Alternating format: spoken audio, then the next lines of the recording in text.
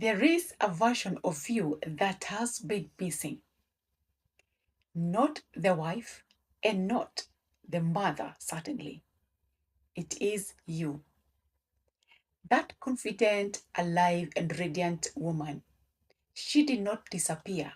You just got busy pouring into everyone else. And now, just listen to this. You do not need permission to become her again. Start choosing yourself, taking care of your body. Dress up again and speak up again and bring your energy back. Because when you come back alive, you cannot be ignored. And not because you're choosing attention, but because you remember who you are. So call her back again.